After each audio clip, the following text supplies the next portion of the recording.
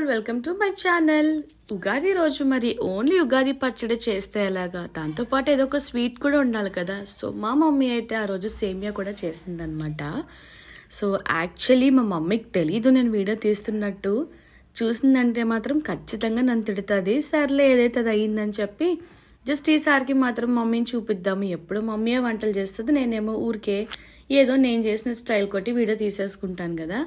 So అందుకని ఈసారి అయితే మమ్మీని కూడా వీడియోలోకి ఎంటర్ చేసేసాను అనమాట. సో ఫస్ట్ అయితే మంచిగా అన్ని లైక్ జీడిపప్పు కిస్మిస్ అన్నీ మంచిగా రోస్ట్ చేసుకుంటుంది.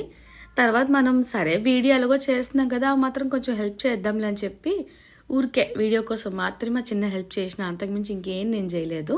ఇంకా ఓ పక్క మా మమ్మీ స్వీట్ ప్రిపేర్ చేస్తుంటే మనం మధ్యలో చిన్న యాక్టింగ్ కూడా చేస్తున్నాము. బట్ మమ్మీ అప్పుడు నన్ను చూస్ చేస్తే మాత్రం ఖచ్చితంగా వీడియో మొత్తం ఫ్లాప్ అయిపోదును, బట్ చూడలేదు.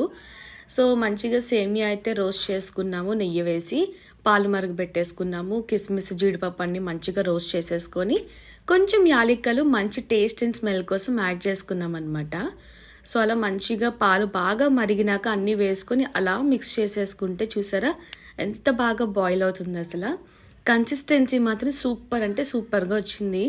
ఇంకా ఫైనల్గా సరే మనం వెయిట్ చేసినా చేయకపోయినా కొంచెం యాక్టింగ్ మాత్రం చేస్తాం కదా. సో మంచిగా రెండు కూడా సర్వ్ చేసేసుకున్నాను. దేవుడికి ఫస్ట్ ప్రసాదం పెట్టేసింది మా మమ్మీ.